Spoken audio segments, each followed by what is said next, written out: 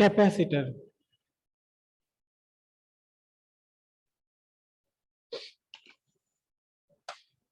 Capacitor हमारे electronics और electricals component electric circuit में काम आने वाला एक मेजर कंपोनेंट है। तीन बेसिक कंपोनेंट होते हैं किसी भी इलेक्ट्रिकल सर्किट के। पहला कंपोनेंट रेजिस्टेंस, जिसके बारे में थोड़ा बहुत आपने 9th क्लास में पढ़ा हुआ है, 10th में। और second component capacitor, third component inductor. तो ये कैपेसिटर और इंडक्टर अब हम पढ़ेंगे। कैपेसिटर क्या है? आप सभी ने कैमरा फ्लैश जरूर देखी है, सभी ने देखी। मोबाइल कैमरे वाली फ्लैश नहीं, जो प्रोफेशनल फोटोग्राफर्स के पास होती है फ्लैश, जिसके साथ वो छतरी जैसी एक स्ट्रक्चर लगाए रखते हैं, डिफ्यूजर। तो कभी अगर शायद आपने कभी यूज किया हो, किसी कैमरे के अंदर फ्लैश होती है। अब तो सब कुछ बैटरी पर ऑपरेटेड है। फ्लैश के अंदर कुछ सेल डलते हैं, 2 सेल या 4 सेल। लेकिन उस 4 सेल से ही एक फ्रैक्शन ऑफ सेकंड के लिए बहुत स्ट्रॉन्ग लाइट निकलती है। इतनी स्ट्रॉन्ग लाइट है, अगर सीधी आंखों में चली जाए तो नॉन रिवर्सिबल डैमेज भी हो सकता है। जबकि हम नॉर्मल 3 सेल 4 सेल से अगर बल्ब जलाना चाहें तो छोटा मोटा बल्ब जल जाएगा।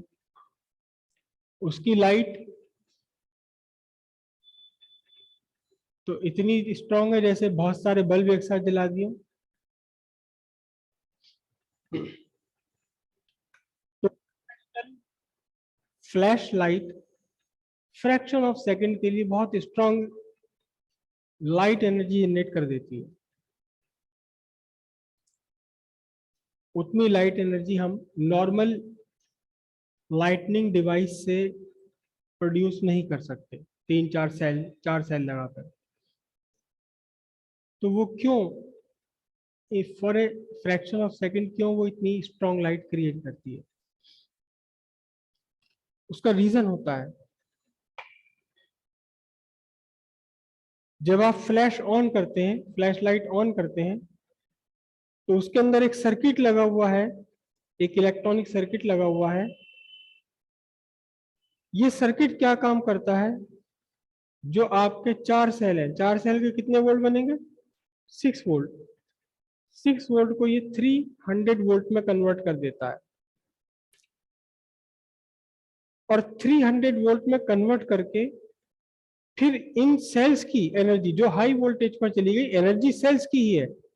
एनर्जी किसमें है? सेल्स में ही है। इस एनर्जी को स्टोर करता है।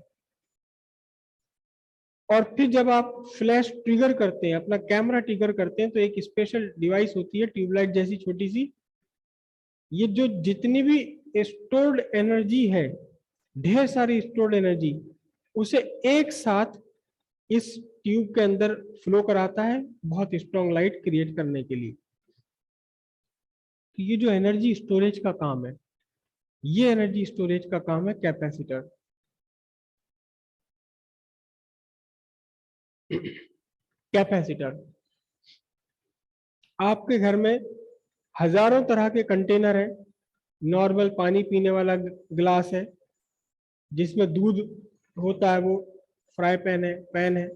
ये सब कंटेनर है, ये सब कंटेनर है। ये सब क्या कंटेन करते हैं? ये सब अपने अंदर एक लिक्विड कंटेन करते हैं। बॉटल है या कोई भी चीज है, ये सब कंटेनर्स हैं, लिक्विड कंटेन करते हैं। एक नॉर्मल बॉटल है, कोल्ड ड्रिंक बॉटल है, उस बॉटल के ऊपर लिखा होता है 2.25 लीटर। क्या लिखा हुआ है? लिखा हुआ है कि यहाँ एक सर्टेन लेवल तक कितना लिक्विड आ जाएगा इसके अंदर? 2.25 लीटर इसके अंदर लिक्विड भर सकता है। ये कहलाती है इसकी कैपेसिटी। हर हर कंटेनर की अपनी कैपेसिटी है। किसी दिन आपको मम्मी को दूध ज्यादा मंगाना हो, तो वो चलने से पहले कहेंगी बेटा बड़ा वाला लेके जा आज। क्यों? क्योंकि छोटे वाले में 4 किलो तो नहीं आ पाएगा, 5 किलो मंगा रहा है तो बड़ा वाला लेके जा आज। कैपेसिटी है। कैपेसिटी क्या है? किसी भी कंटेनर की कैपेसिटी है कि उसके अंदर कितना लिक्विड आप होल्ड कर सकते हैं, कितना लिक्विड आ सकता है। तो इसी तरह इलेक्ट्रिकल कैपेसिटर एक डिवाइस है जो अपने अंदर इलेक्ट्रिक एनर्जी स्टोर करता है। इलेक्ट्रिक एनर्जी स्टोर करता है। बेसिकली बेसिक फंक्शन है कैपेसिटर का, इलेक्ट्रिकल कैपेसिटर का, इलेक्ट्रिक एनर्जी स्टोर करना अपने लिए।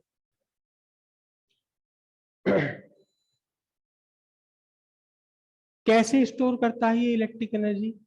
देखिए, आपके मोबाइल की बैटरी है, वो भी इलेक्ट्रिक एनर्जी स्टोर करती है।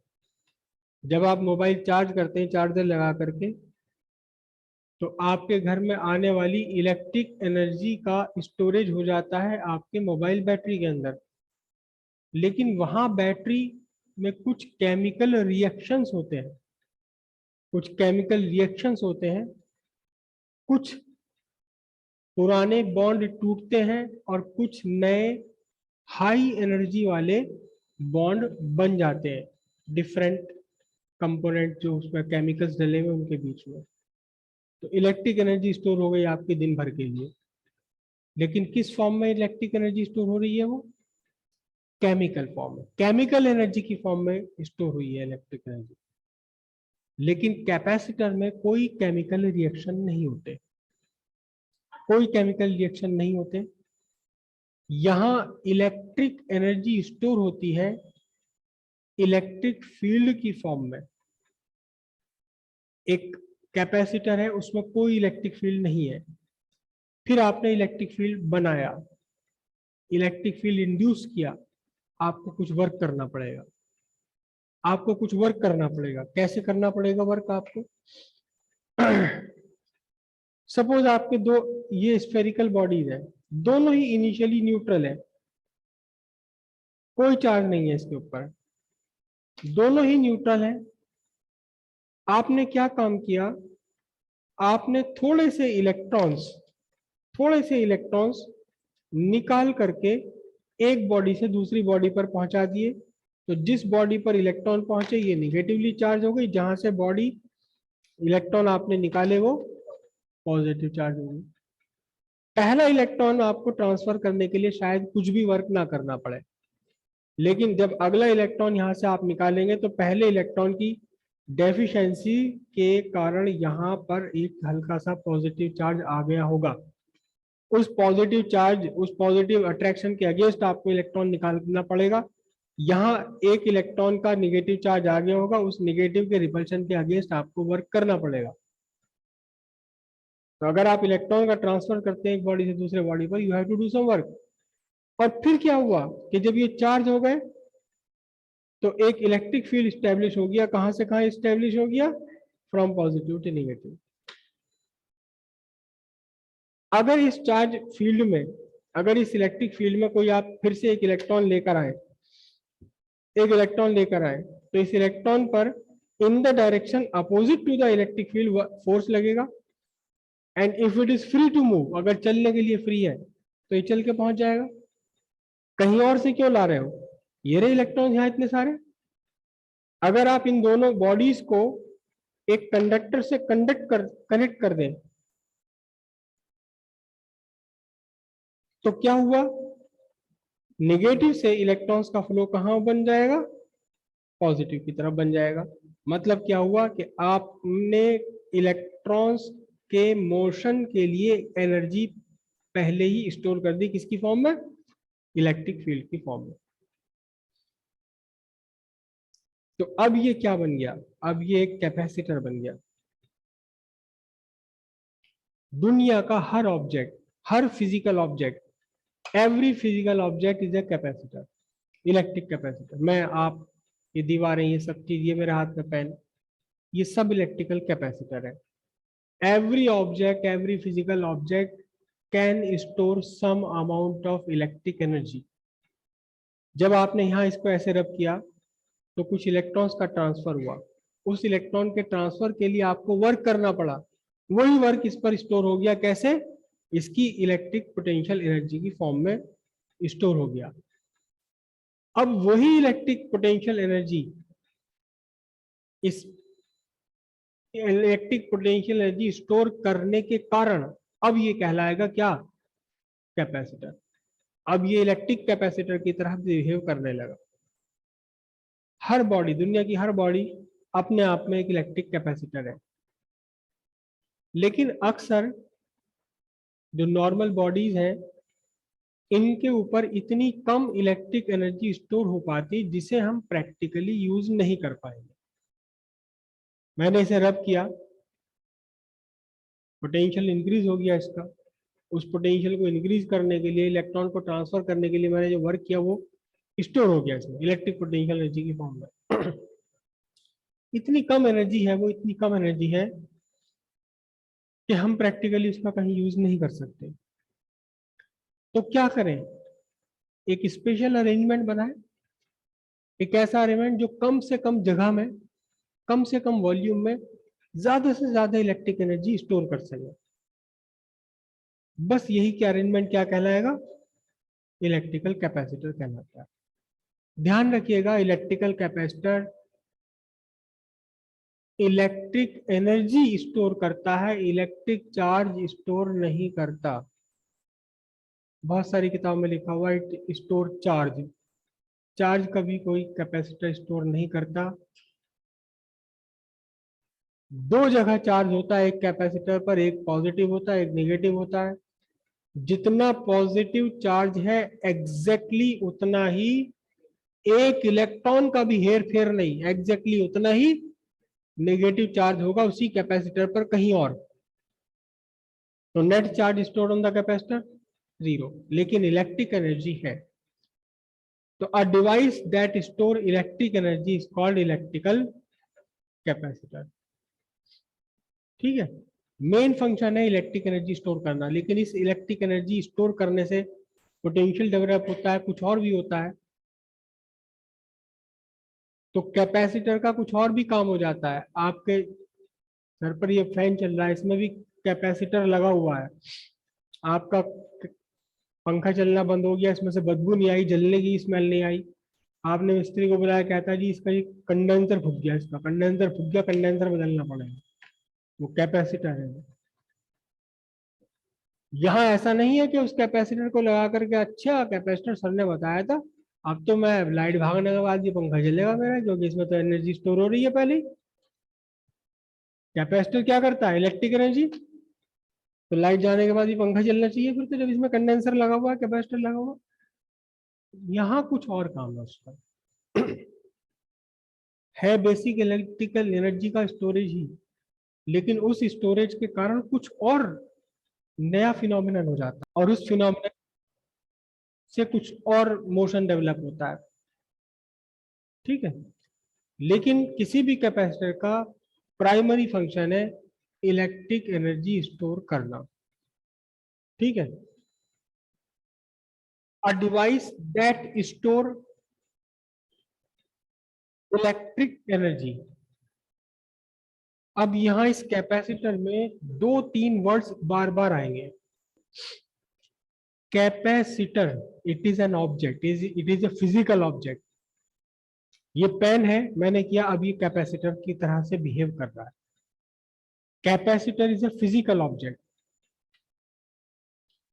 एक वर्ड यूज करेंगे हम बार बार, capacitance, CAPACITANCE, capacitance.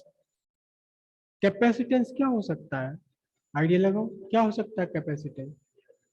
The ability, the ability of a body to store electric energy.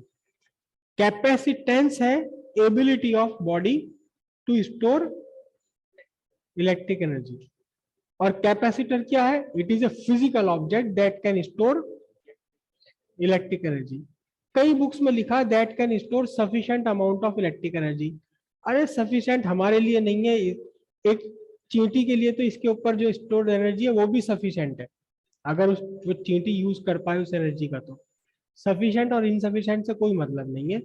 A body that can store energies capacitor. Capacitance the ability of body to store electric energy. एक word हम और use करेंगे, capacity. क्या हो सकता है capacity? Capacity